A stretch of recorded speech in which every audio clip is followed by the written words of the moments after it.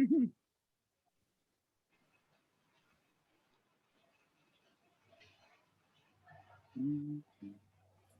8, let's see.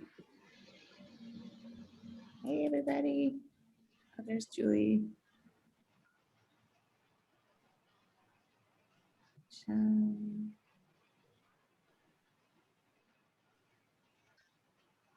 We'll see how many people show up.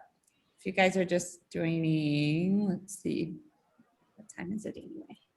3:02.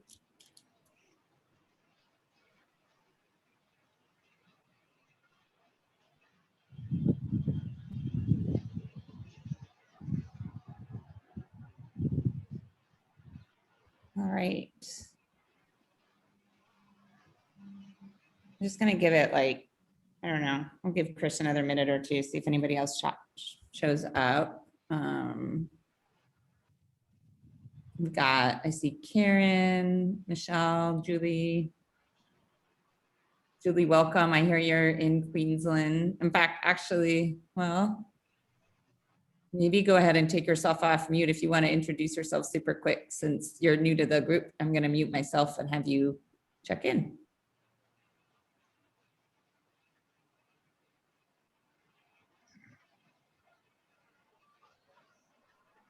Julie, you're still muted. The ISTO motto, you're still on mute. You're still on mute.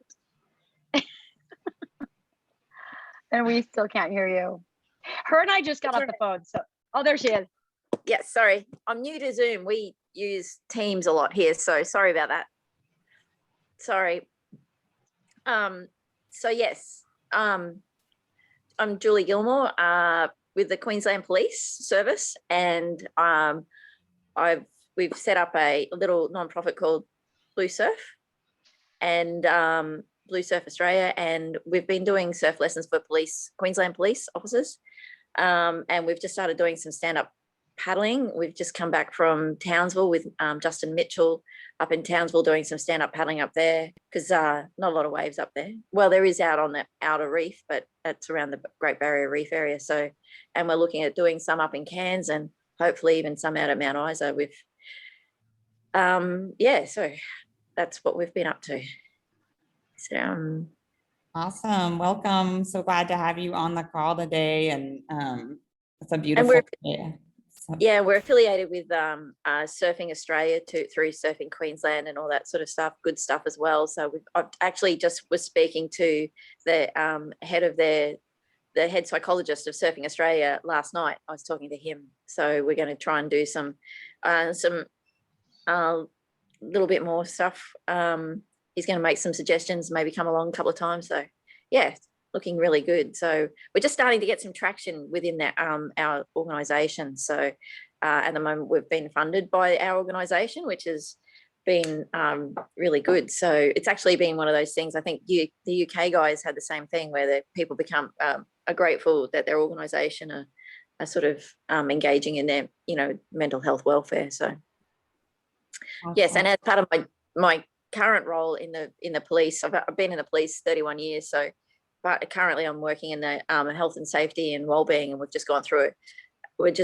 They've had a big review done and trying to improve what we do for our people, because it's currently, not done very well. So we're trying to do better in that space as well. So good time to be working there, I think, with all of this sort of stuff. So I'm very excited to join and meet up with like-minded people. So that's been the best thing, is meeting other like-minded people. So I've just got a little group of people that help out, that volunteer, and they do it. They get as much out of it as I do, so they love it too. So I don't know if there's anything else. So no, thanks so much. I'm excited to have you join in today, and as Chris maybe told you and whoever's on the call. So today we have kind of we were joking around if there should be a bar joke, like a firefighter, a vet, and a police officer walk into a bar. What happens next? We haven't decided on the punchline, but loves the fire. Everybody loves the firefighter. And I see, thanks for making it. I know that was tough. Hi, Michelle. Hi, Karen. So I think maybe the best thing to do is just get started with our guest speakers, and then if we have time at the end, we can do some good Q&A or have a couple other things in mind if we run out of things to talk about, but I'm gonna have our three guests, and I think on my screen, I'm gonna start with Rob Sanderson, then Richard, then Nicholas, and we'll just go just quickly, a few minutes about your background, your profession, your role, and just sort of how you've kind of arrived here at Surf Therapy, what your involvement level is.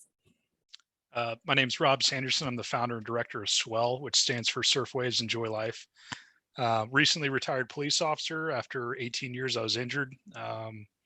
Fortunately, I'm able to surf still, which is great. And, I founded SWELL mainly because, we live in Kansas City, or I live in Kansas City, which is just about in the center of the country. And I grew up on the coast making, surf trips and surfing whenever I like. And when I moved to Kansas City, I continually have to, figure out a way to get to the beach. And what I tell people is the only thing worse than not being able to go surfing is being able to go, but not having anybody to go with. So I started teaching my buddies around Kansas City how to go surf, and they would come with me. And really, I had my aha moment maybe in 2019 where I really saw some of that decompression, what the surf was doing for them. And then I realized, hey, dummy, that's what you've been doing this whole time. So that's kind of what kickstarted, our program. And we're a little bit different in the fact that we, once again, are in the Midwest, and that's part of the novelty, but also what makes it kind of interesting is that we take people out of their current circumstance environment and basically force them to come to the beach with us. And we put them up in a nice beach home, and we do family style meals, we do yoga, meditation, and cover all the costs, and then give them each a little per diem so they can buy something for their family. So Thank you. Richard, do you want to go next? So I was one of the participants that Swell forced out of his comfort zone and took surfing. I'm a firefighter in Lenexa, and been in the profession for 8 years. And Rob and we actually met when he was still on the force. He would come by and have breakfast with us at our station. And so that's how we kind of got to know each other, and have just loved being in the fire service and what I get to do there. And then have a family, pretty family centered, and that's been a driving force and part of the reason why I'm on the call. So I don't know if that's the place where you want me to go into that, so I can tell that story on here in a little bit. But had some dramatic family changes, to put a teaser out there, that Rob put me on his radar and said, hey, why don't you come out here and surf? And I was like, I'm an Indiana boy living in Kansas City. I've been to the beach, but surfing is not something I've ever done. So, but it was life-changing. It was a lot of fun. I love it. Thank you so much. And yeah, we'll get into the meat and potatoes in a second. Yeah. Okay, Nicholas. Yeah, hey guys, I'm Nick. I'm a veteran, United States Marine Corps combat veteran. I was deployed overseas, saw some not cool stuff over there. And, came back, had some PTSD issues and all that jazz. Sought help in the VA, and that's how I got introduced to surf therapy. So now currently, I surf a lot, I teach yoga, and that's what my life looks now. Typical California dude, yoga, surfing, and all that jazz. Nick, so one of my questions I had for you was, how did you connect up with Jimmy Miller? Can you tell us a little bit about that journey? How did you how did you arrive there? Yeah, sure. So like I said, I was deployed, saw a bunch of cool, not cool things while I was deployed. Came back with a bit of PTSD, and, all that stuff led into addiction. So I sought help through the VA. And there they had a surf therapy program. That's where I actually met our illustrious leader, Chris, who, and they introduced me to surf therapy. I mean, I've lived in Los Angeles, California, Venice my entire life, and I've only gone maybe surfing a couple times before that. But then I just got introduced to Jimmy Miller, and oh my God, from my first wave, it was just like, I fell in love with it. And just like, just this huge weight was lifted off, and I was like, you can't get me out of the water now. I can confirm that. So when you came to Jimmy Miller, that was what you were deliberating, 16, 17, 20? 2016. Okay, cool. No, 17. 2017. 2016, 2016. Yeah, 2017. So about 4 years. So yeah, I've been serving about like 4 years, pretty consistently now. Awesome. Love it. Okay, Richard. Yes. Would you tell us about your trip to California and Swell a little bit more? Go into that a little bit more, and how were you chosen to be the beneficiary of the program? A little bit more about that. Sure. So, we'll talk about how I got participant, and then I'll transition into what I meant. But so I was just started at Lenexa, was just into my 6th month, still the rookie guy. Like I said, I'd had 3.5 years of service in another department, but I was still a new guy. And so we went on a medical call and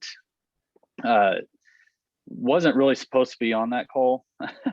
That's the crazy thing, is I was first supposed to be at one of the farthest west stations in Lenexa, and then got moved to my normal station that's more in the heart of Lenexa. And then we had just cleared a medical call when we were called in to do a welfare check at a storage unit, which was out of our district, but come to find out later, the unit that would have responded to that was in our district, and we didn't know that. So we responded to that, and as we're reading the notes, it said that there was a 2-year-old, the police requested it, and they had a 2-year-old and a newborn that they found living in a storage unit. So we hightailed it there, not knowing sure what we were getting ourselves into. When we showed up there, there was I'll be nice, a gentleman there that was with the cops and just talking and yelling and everything like that. We're trying to figure out what's going on. Come to find out later on, the cops said that they brought us in there because everybody loves firefighters and we help de-escalate stuff. So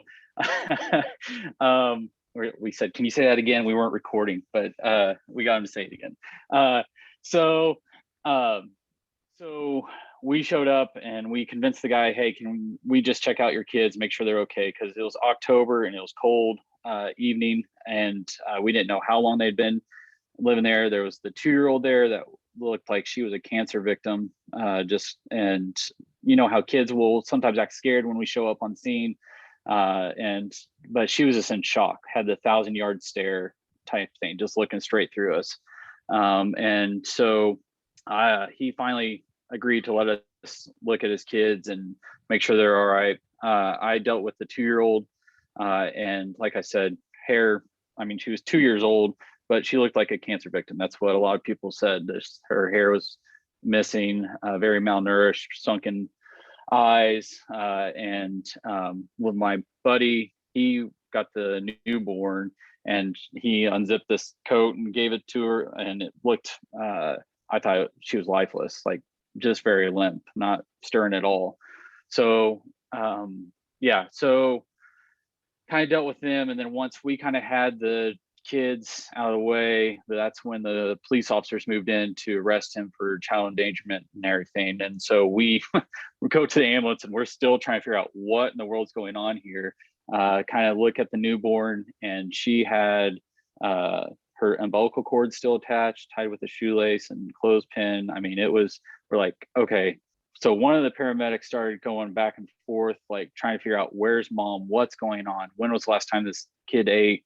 Again, through this whole thing, the 2-year-old, she didn't really cry, which was another, she was just in shock, and just constantly over, that's my baby, you know? And so we're in the back of this ambulance, and it's starting to take a while. And, you know, when there's a traumatic call, a lot of times we just do our thing. That's what we're trained for. We boom, boom, boom. We don't really think about it. Well, we had a lot of time in the back of the ambulance and kind of took off the firefighter helmet and put on the dad hat. I have 2 kids, and at the time, and so, you know, pulling out phone, hey, watch this, you know, and it was late at night, so we're trying to get them to sleep and everything. And in the midst of all this, come to find out, the mom had given birth to that newborn 5 days earlier, so the baby was only 5 days old, and then gave birth in a hotel room, and died.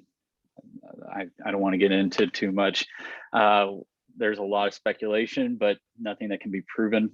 And then he, in the hotel room,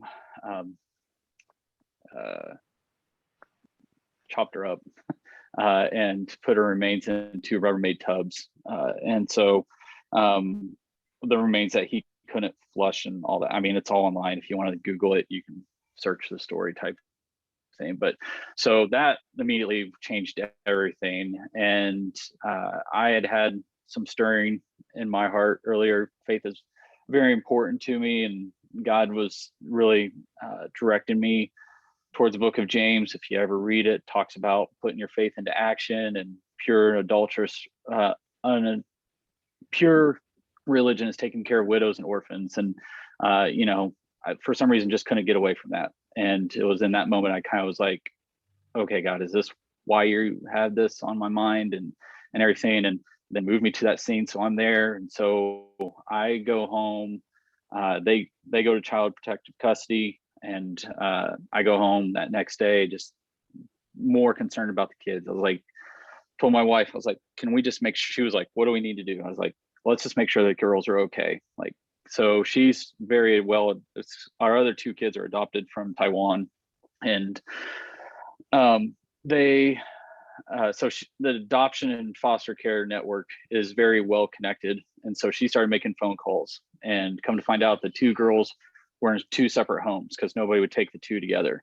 And so we had already gone through the foster care class years prior, and we wondered, hey, is this going to be a thing?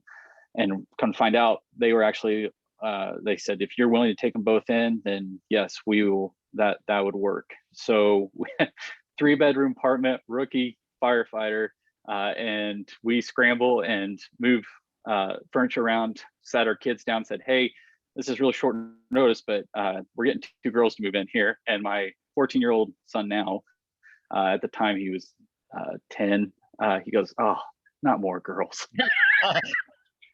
And I was like, buddy, we'll get through it together. All right. So they moved in, and we thought family might step up or whatever, but never has. And so they just last year, the end of 2020 was a terrible year, but at the end of 2020 ended on a good note with them officially being adopted into our family. So went Can from, I show a picture? Is that okay?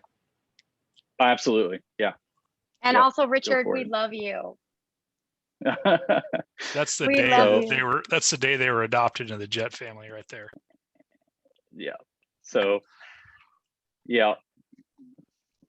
So yeah, maybe towards the end here, if I let them in now, we'll never get anything else done, but maybe towards the end we can have them jump in here real quick. But yeah, so my wife, she really stepped up to the plate, because I mean, you know, it's easy to say, hey, I think we should do this. Well, she's left to live with that decision several days out of the month on her own. So can't say it's been easy dealing with the system and everything, but it's a done deal. So anyways, that's the story. And Rob, being a Lenexa police officer, he knew the story. And so, and we were in the midst of all this, and just one thing after another, just fighting the system. Like, they wanted the girls to stay with us, but then there was also just paperwork's not happening and nobody's doing it. It was getting very frustrating. So then he approached me with going out to surf, and I was like, do what? And some of the guys were like, has he seen her balance? I was like, no, apparently not. So we get out there, and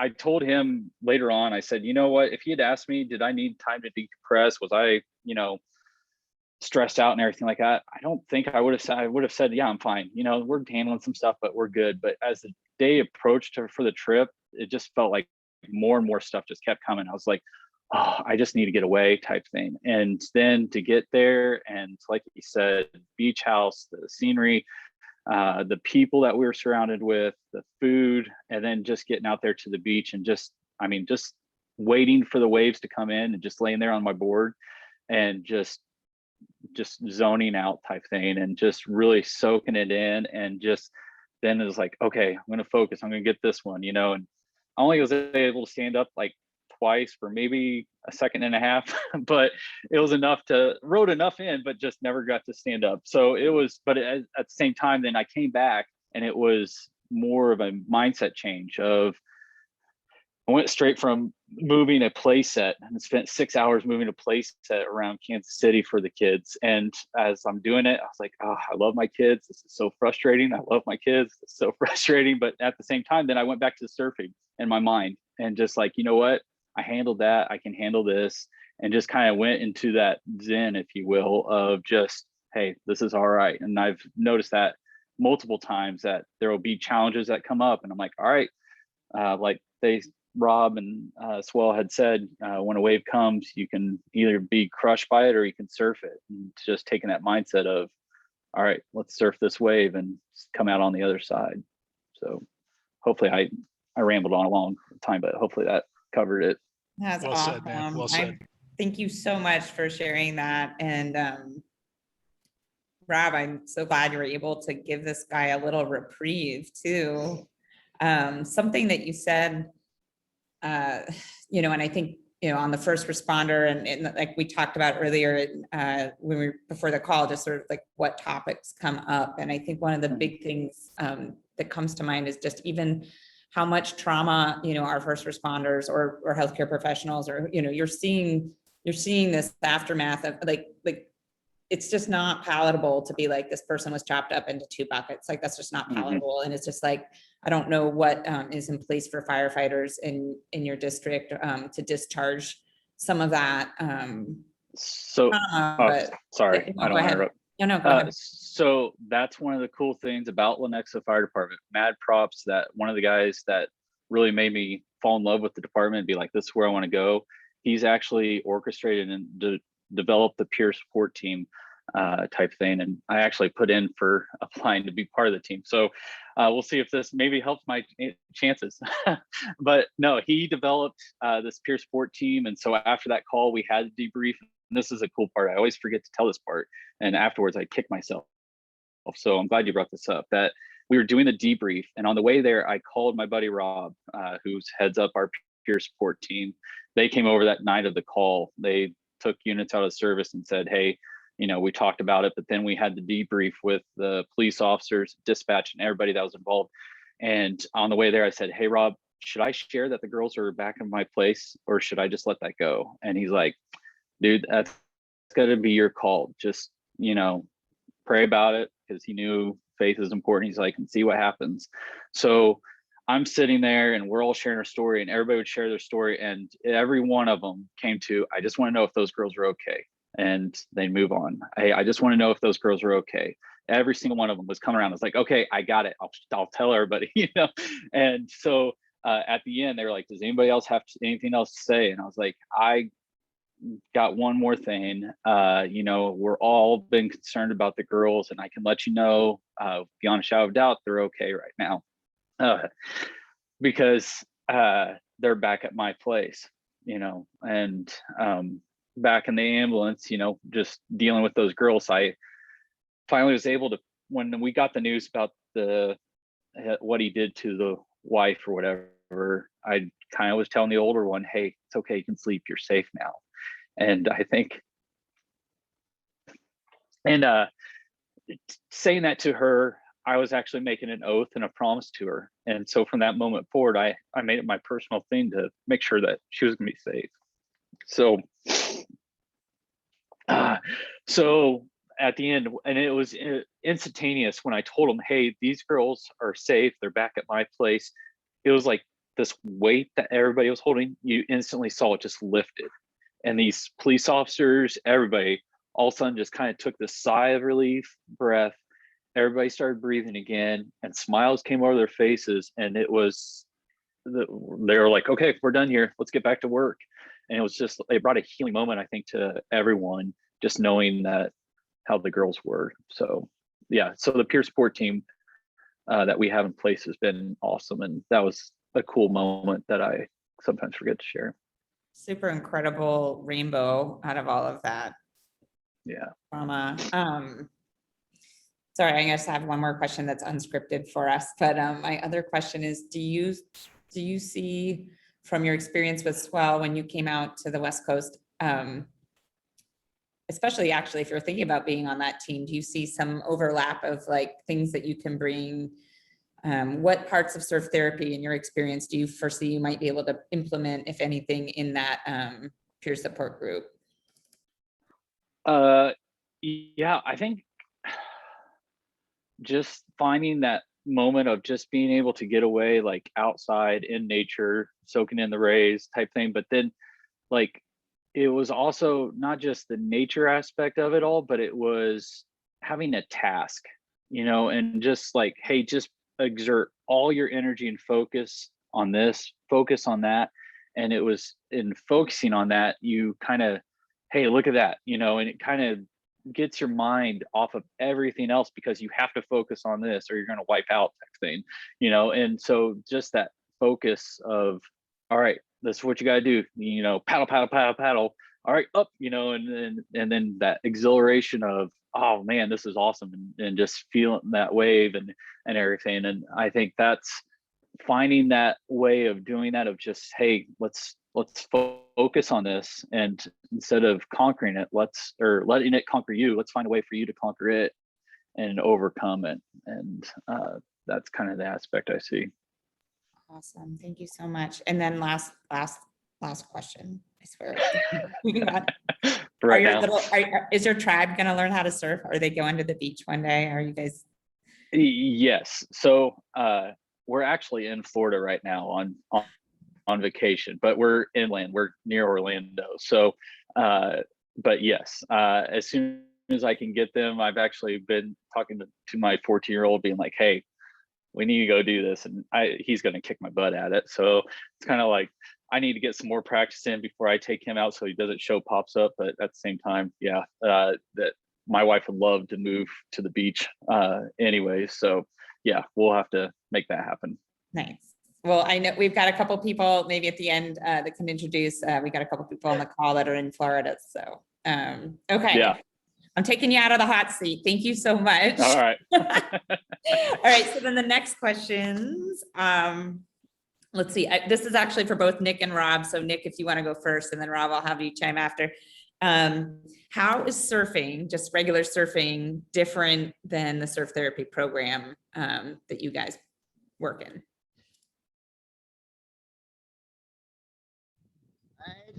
It is and it isn't. I mean, because the whole point of well, I don't know about the whole point, but one of the aspects of surf therapy is to build community.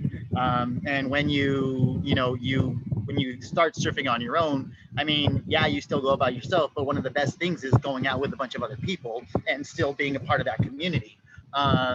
Just being a part of something bigger, being, just not by yourself anymore. One of the big things about trauma is that you just go inward and you don't really want to be around anybody or do anything. And working through that with other people is just, I mean, it's just one of the great things about going with other people. Now, on the other hand, with that, like, I don't know if you guys know about K38, but I had the break to myself for like an hour and a half this morning, just me. And sure, people came out later, but just that, that confidence that I have to be able to go out by myself. I don't know if you guys remember what it was like to first learning how to surf. I hated going out by myself because I was always scared about like what other people were around, or just get there's big rocks out here, so you can like really hurt yourself. But that confidence that I've built in myself now to be able to go out by myself, and I've got that through surf therapy. I've got that through community, by going with other people, by putting my trust in other people, and just getting out there and doing it. Yeah. So surfing with your peers in surf therapy kind of built your confidence to be able to go and actually enjoy K38 by yourself for an hour and a half, which is pretty badass. It was just so peaceful and serene, and like nobody was out there. Then I see somebody coming, I'm like, Oh, I don't want you here, but okay, cool. Yeah, I'll come talk to you. I hear you. All right. How about you, Rob? What are your thoughts on surfing alone or surfing, even with friends versus being in the program or in a surf therapy environment? Yeah, so I mean, surfing has always been therapeutic, whether it's with a group or alone for me. But I've always enjoyed the adventure aspect of it. And so now when I take a group from Kansas City out to where we go, I get to kind of vicariously live that adventure with them, and the anticipation and the anxiety, and like Richard putting his wetsuit on backwards and me tagging him in Kook of the Day on Instagram. Just the whole experience. And a trip prior to Richard's, we sponsored a Sacramento County deputy and a CHP officer. And long story short, the SAC deputy got shot in the face. The CHP officer saved his life, and the CHP officer spent the night in the hospital covered in Alex's blood, just wanting to know if he was going to make it. And then they didn't see each other for 3 years. So we reunited them at the beach house, and they had no idea. And then they both found out that they loved to cook. So during the family style meals, they like took over, and I got to witness, as they're standing over the grill, them reliving their trauma. And it was cathartic because, Alex could see that, Mike was healing, and Mike could see that Alex, his face was still ugly, but he got it pushed back together. And now those two guys, they volunteered to come out and cook, and actually came out on Richard's trip on their own dime just to cook for us. So I think with a group dynamic, I hate the word therapy, but sorry, Chris, with a group dynamic, you really get that experience of all encompassing the adventure, the sharing, and then you get to go surfing too. What is is there any one key thing when you surf alone that you really notice is different than when you're involved with your surf therapy group as well? There's a lot less pressure on the surf cooperating, and making sure that people, go in or come out the same way they go in. So, I try to enjoy surfing as well while I'm out there with the group, but certainly there's less pressure. Got it. Well, thank you guys. Going down my line of questions. Sorry, I'm old school with like the handwritten pen thing. I'm still Gen X, so I'm not all digital yet. All right, Richard, sorry, you're still in the hot seat. A lot of surf I'm a therapy. firefighter. We're used to the heat. That's true, right? A lot of surf therapy programs will say that surfing is secondary, and it's more all about bonding with friends, old and new. Do you agree? Yeah, I mean, like he said, with Alex and Mike and them and others that were there, like making some new friends and hearing some of their stories, like there was therapy in that, just hearing their stories, and hey, you're not alone, and kind of share the burdens, and hey, the struggles that I'm dealing with, you understand that. The outside of, I would say, the first responder world, I think a lot of people want to understand, but they don't really understand sometimes the pressure that and stress that we have to go through. And so having other like-minded people that have been in combat, or police officers or EMS or whatever, they understand the grind, they understand all that. And so I think those type of relationships and just how they deal with it, and maybe that's beneficial. And then, yeah, just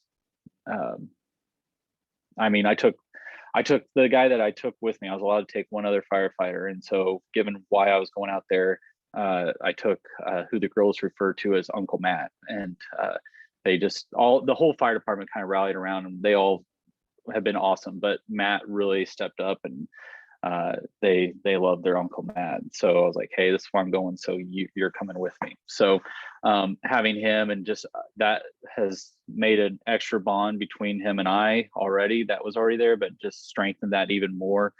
This is something that we share together, and we can recall, and all the funny stories, and breaking up beach house parties and all that kind of stuff. So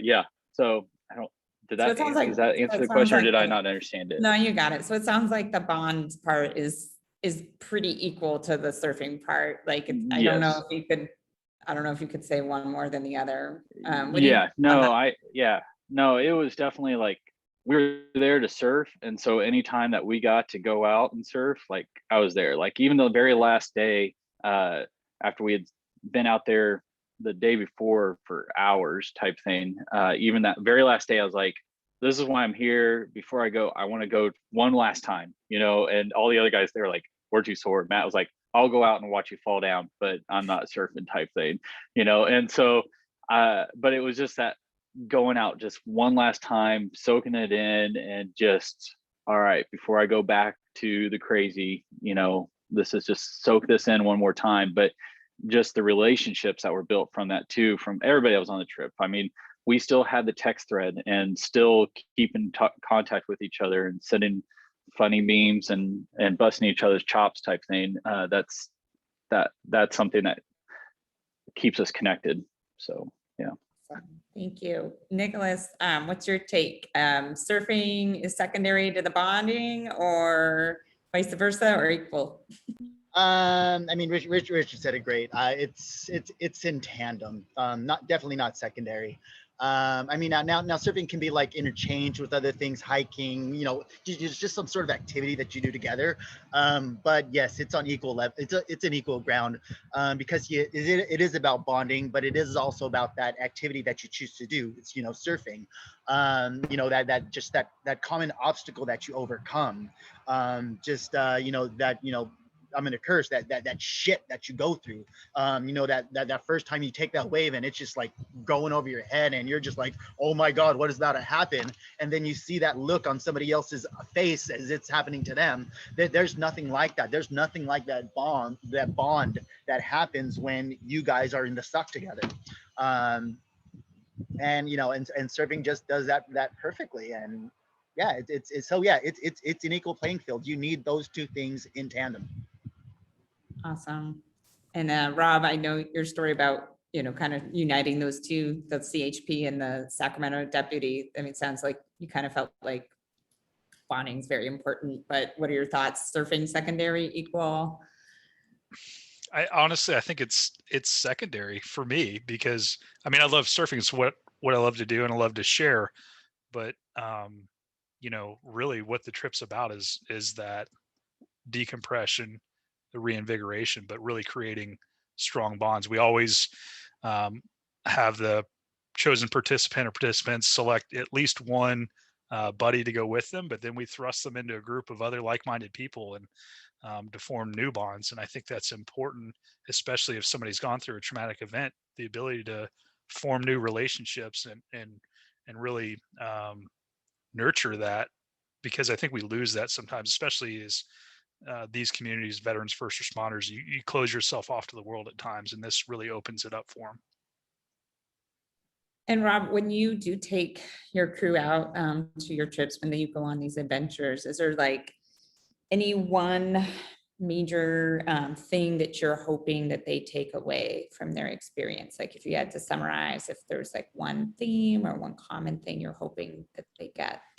It's that feeling that Richard described of decompression, that positive outlet, because we can't take people from the Midwest surfing every weekend. So the thing about veterans and first responders I've found is that unless you grab them and rub their nose in it, they aren't going to go, hey, I need some decompression. But once they're out there and they experience that positive outlet, that'll stick with them. And whether it's when they get back home, it's mountain biking or hiking or experiencing nature in any way, just the thought, okay, they remember how they felt coming in, and then they can see how they feel coming out, and realize that there are positive outlets. And one of our motto really is keeping the good ones good. And I really mean that is exposing them to that, that real decompression is the most important thing, I think. Awesome, thank you. Okay, so the next question I have, and I think it might be a little different for each one of you, maybe not, but coming from a vet, a police, and a firefighter, kind of pertains to this last year or so of the pandemic. So I guess my first question is kind of two-part, is How do you feel like this pandemic has affected your profession? If there's any specifics, obviously I think we could probably all say it's probably made life a little bit more challenging for everybody, but if anything specific to your profession. And then the second part of that question is, what role do you see surf therapy having in supporting your said profession and mental health support? So I'm going to actually kick that one off to Nicholas. I'll go Nicholas, Richard, Rob. Yeah. Okay. So yeah. So like I said, I teach yoga. So obviously the pandemic hit us hard. We could not we could not be open. Our studios were closed, and we weren't able to connect with other people. We lost our community, and what can we do? Zoom? I mean, Zoom on yoga is not the same as Zoom in person. And we were hurting. And then we started to slowly work around it and finagle things, and then things started to slowly open up. And we just got the email Tuesday to today we're completely open. So I'm really excited to go back to full classes. What was the second part of that question? I was on mute, sorry. Just more how do you see surf therapy helping support? So you're kind of talking about that yoga side of things. Yeah. I don't know, and you're a retired vet, correct? Yeah. So do you feel that there's anything particular to the pandemic that's affecting that may have affected veterans differently? Or do you feel like? Totally, because a lot of the guys that are in the VA, seeking help for their PTSD, a big portion of their of our, because I was in there too, of our treatment was occupational therapy, other forms of therapy, like holistic therapy, rather than just shoving pills down our throat to combat all of our our anxiety and all of this and all of that. So nothing was open, so we weren't able to get back out there and do things. So a lot of the guys they struggled. I mean, I actually lost one of my friends. He took his own life because he just couldn't deal with just being confined. He was at the VA. He was trying to get help, and he couldn't deal with it anymore. So yeah, this pandemic has hit everybody hard. It's hit close to home, and not just with the actual physical health issues. People's mental health just took a dive because we lost community. And it looks like we're slowly getting it back. And surf therapy is one of those ways. I mean, that's how it is. Just one of the avenues that I was able to find community once again. Thanks. That makes a lot of sense. I mean, yeah, we're trying to help manage mental health conditions with all different forms. And it's if we can't get our vets or whoever is participating into those programs it's everybody's going to suffer. And I really hear you, strongly on that sense of community, whether that's in the yoga community or in the surf, it sounds like it's really been super important. And I would agree. I mean, everybody was so isolated. It's stay 6 feet away. And yeah, it's interesting to see, and it'll be good now that we're open in California. I really hope that Jimmy Miller's starts ramping back up and you guys see that again. Thank you. Richard? Yeah, so I'm going to talk just about Lenexa, but then also other firefighters that I know around the nation that I stay in contact with. I would say that it definitely affected the fire service, not just in call volume of going to the medical calls and just the change in protocols so that we're safe and everything, but then also just an extra added stress of, well, we don't want to take this home to our families, and not having healthy outlets at times to decompress that other guys would use or whatever. Those were kind of all shut off. And so it was literally, you went to work, you went home, and it got kind of mundane at times, and just, okay, you're just constantly, it's in your face. I mean, you go home and I mean, honestly, 2020, I turned off the news. I was done with it type thing, and it's been great. But it was just constantly in your face, and then you're going to work, you're having to deal with it, and then there's guys like myself whose wife is a high risk category. She had a transplant 5 years ago, and so she was told, don't get this, it could be bad for you. So that was an extra added stress on top of, hey, you're wanting to give good patient care, but then you're also like, okay, I got to go through stuff to keep my family safe. And then because we need each other, we're made to live in community. The further isolation that the nation's gotten and we have gotten, that we're also seeing that effect played out. And I'm sorry, Nick, for your buddy, but like suicides are on the rise, and those are hard all around. I mean, just you deal with some of the other medical stuff, but suicides just for some reason are always harder to deal with. And there's always that, man, wish there was something that we could have done. And so I think that's where some of the therapies come in play, and having that community aspect. And yeah, I think I know when I was selected, the chief told me to choose wisely on who I chose. And I think there was a list of guys that would like to go. So I think, there's a list of guys that are like, hey, how was it? And seeing the picture, showing videos and all that. So, I mean, I think the need is there, that there's other guys that are like, hey, I would love to go and be part of something like that. And just to get away, decompress and yeah. So that's kind of where I've seen it, is just the increased call volume, the effect that we're seeing it having on civilians that we're trying to serve. And then also within our own community, like other veterans and stuff, the suicides, and people turning to unhealthy ways of dealing with it all. And that affects everything. And then the just extra stress. But yes, the surf therapy and the like is very much needed, for So sure. Rob, you need to like basically triplicate yourself. So you could just maybe just take a whole group every week, right? Like just like a. That's the, I mean, honestly, that's the dream right there. So I hope to one day. Yeah. How do you feel the pandemic has affected the police population? And So I noticed in your question that you sent out, you said the pandemic or other events. Can I go other events? sure can. Okay, because there's, I mean, as everybody knows, there's been a lot of social unrest, and rightfully so.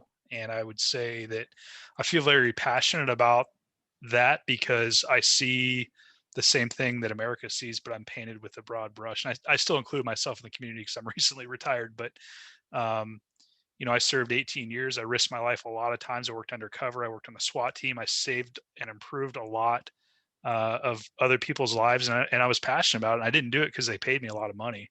I did it because I loved to serve. And so it breaks my heart to see the anger towards the police, yet I understand it. So I remember after 9/11, my dad called me. I was a senior in college, and he said, what are you going to do about this? And so I flashed back to that at points in my life. And with this, we can get angry and shout about stuff. And I think honestly that needs to happen, but somebody's got to make a step in making a positive impact. And so what Swell is doing about this is we've decided we're going to make a small drop in the bucket, a ripple, to create a wave. And we're going to take 6 inner city kids and inner city cops from Kansas City, and we're going to teach them how to surf together. And we're going to have family style meals, and we're going to build the bridge. So 8 weeks ago, we started teaching the kids how to swim. And it's their ages 9 to 16. And from some of the most worst circumstances, I could sit here and describe some of the things these kids have had to go through, but just the most positive outlook on life. And so the hope is that when these kids and these cops get back to their normal lives, they're going to see the opposite. So maybe the kid's going to see a cop on the street, maybe not the same cop that he went surfing with, but he's going to recognize, or she's going to recognize something and say, you know what, I'm going to view that police officer a little bit differently because they kind of remind me of Joe, the cop that I went surfing with. And then vice versa. The cop's going to go on that call and he's going to see the inner city youth, maybe not the same one he went surfing with, and say, you know what, he kind of reminds me of Hector, and Hector and I are good friends, and maybe I'm going to approach this situation a little bit different. So Yeah, that's how I see surf therapy and the little teeny thing that we can do to help promote a culture of healing. Sorry for the tears. That's amazing. I just think that's, I mean, it's really truly building it at the root. And I think, you know, I'm not a police officer. I don't know, you know, but I can just think about like a childhood experience that I had. You know, I went abroad. I studied actually in Australia, in Brisbane, Julie. And you know, it was hard, you know, it was in high school, whatever, you know, nothing hard, but like, I remember the most memorable thing was the end of the program, they took kids from all around the world. Like there was 1 or 2 exchange students allowed in the program, nothing more than that. And so I don't know how many countries we had, like, you know, 30. And just to go camping out in the desert in the middle of the outback, and then remembering, like, you know, this was in the 90s, and just, you know, things coming up in the news, and then we're like, wait a minute, like as a kid at 16 years old, I'm like, wait, but I hung out and sang songs and eat food, and like, it really had a really profound impact on me. And I just, like, you sharing this story, I'm like, of course, like that's genius. Like how else could you do it? So anyway, sorry, I'm like, oh, Terry, but, and I know we're running out of time. We only have about 8 minutes left, and you guys have been so awesome in fielding all these questions. I would just like to open it up, if you're okay, to the group. If there's somebody that has a pertinent question, maybe raise your hand in the chat or wave your hand here, and I'm gonna stop crying.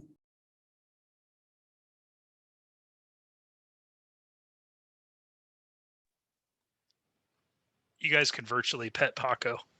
He's a sweet boy. No questions, anybody?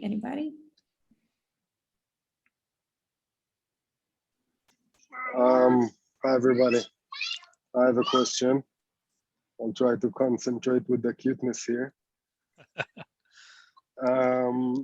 So first of all, thank you guys so much for coming and sharing, and super inspiring, all of your stories. So thank you. My question, as a psychologist, I'm thinking about surf therapy as an intervention, and how, if it should be connected to other more conventional interventions. So I'm wondering whether in your cases or people that you know, has it been a vehicle that might be promoting other therapies, mainly psychotherapy, or is it not related at all, or should it be combined? Will it be better if it's combined? Like, I'm kind of playing around with different combinations of surf therapy as an intervention and other types of interventions. Hey, or good to see you, by the way. Good to see you, Rob. So I think absolutely there needs to be some parallels there. Personally, with the U.S. first responder community, I know once you start plugging the word therapy in to whatever activity, they're going to be less enthused about it. Now, I think when you build a community like Richard's described, like Nick described, you can start the conversation with, yeah, man, that's PTSD. You need to go do EMDR. You need to go talk to a therapist. And then you build like a peer support function to where you then have a solid guy like Or to where you can refer out. And that's really my hope, is to have, good psychotherapists that I can refer out to if we do run into a problem. But I think it needs to be separate, but at the same time, that conversation needs to happen. I hope that helps. Yeah, to piggyback off that, like, it's just the beginning. Like, we all have stuff going on in the background, and we have stuff we need to work through. And it's exactly that. Like, yeah, we can get together and just like chit chat out in the water, but there's still work that you need to do on yourself. So like surf therapy, it's just the catalyst. It's the spark. It's like, okay, yes, I have this beautiful thing that I do that is fun, that is therapeutic, but there's still work that I need to do on myself. So yes, Or.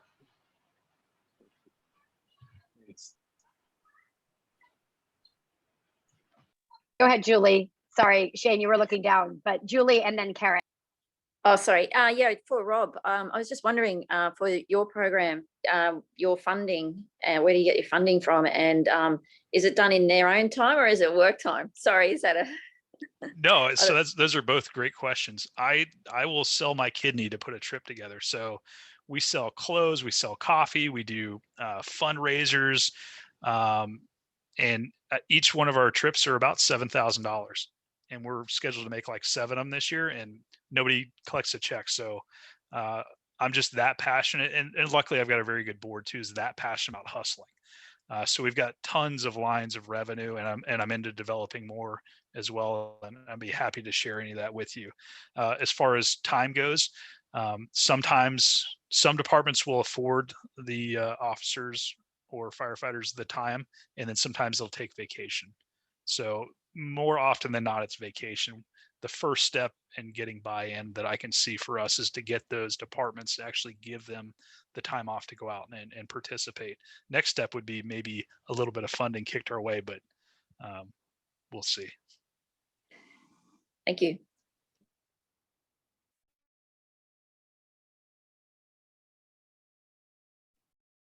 Hi, everybody. That was awesome. By the way, I loved your story, and I'm so excited for those girls. They're very, very blessed to have you as their father. Or I was going to say that I have not a lot, but I've had now several referrals from the vet center that I know the counselors there. They're referring women vets to me to do surf therapy.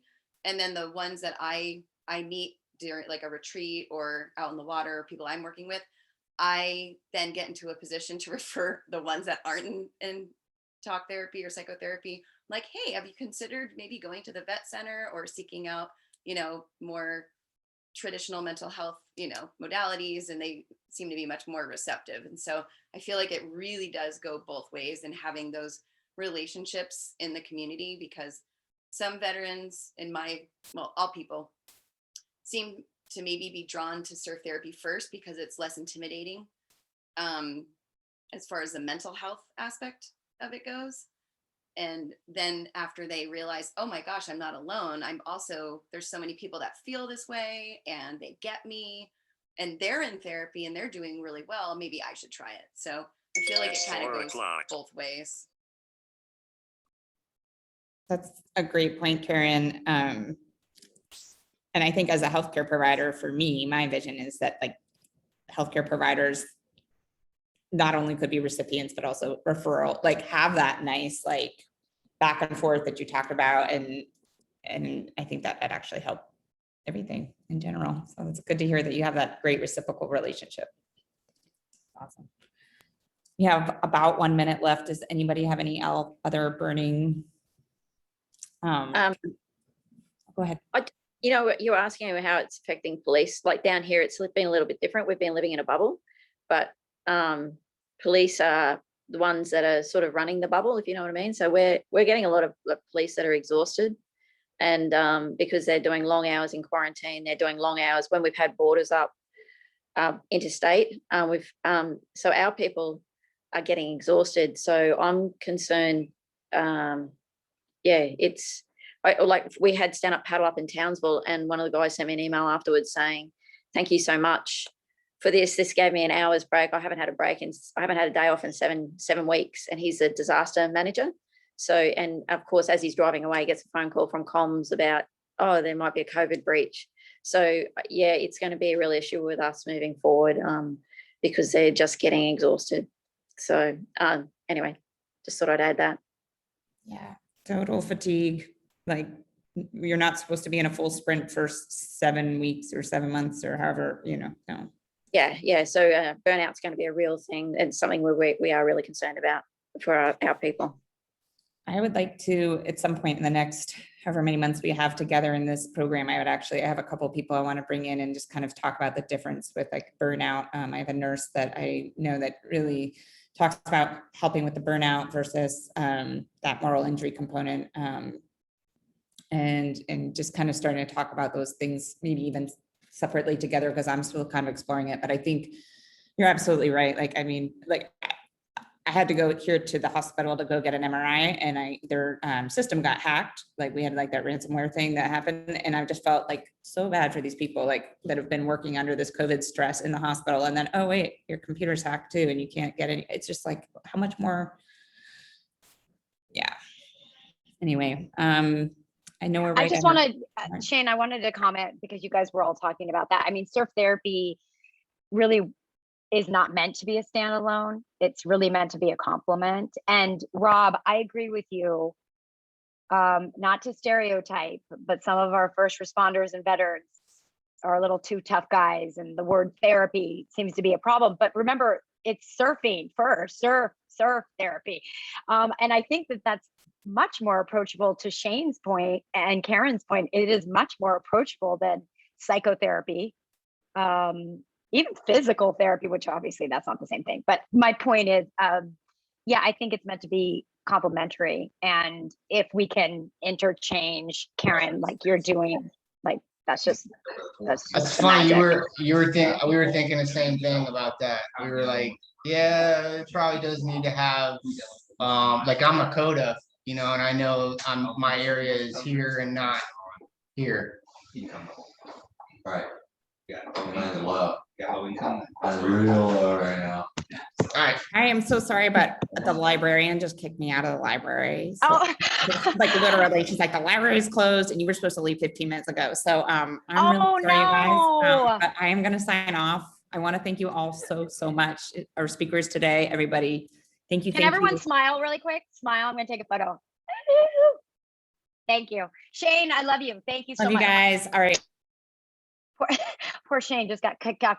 Can everybody just really quick come back on? Rob and Richard and Nick, you know, Nick knows because he used to be a participant, an athlete at the program that I used to run, which was JMMF before I started doing this. And some of the water safety frenzies would take bets on how long it took me to cry. I think I was crying for most of this one. There's something so powerful when we go there, and when we go there, not necessarily like for any other reason than Richard, in your case, it's part of the story. And Nick, who, by the way, I surf with quite often. I didn't know you lost a friend, like my heart. And Rob, like the people that you're bringing all the way to California. And if anybody is here in California and wants to come help out in August, please come down, because working with, again, police officers and vulnerable youth is going to be rich. But I just lastly, thank you from the bottom of my heart on behalf of the International Surf Therapy Organization. These are the kind of conversations that we want to continue to have and share with one another, so that part of it is just knowing we're not alone. And then there's also an element of changing our perspectives in the world when we hear extraordinary stories and extraordinary events in your lifetime. And to what Shane had just commented on, and Corey, what you were saying, we are never meant to be like always on 24/7, like that sort of manic state of either worrying for our lives or our safety or any other thing. Our bodies are not physically meant for that kind of endurance.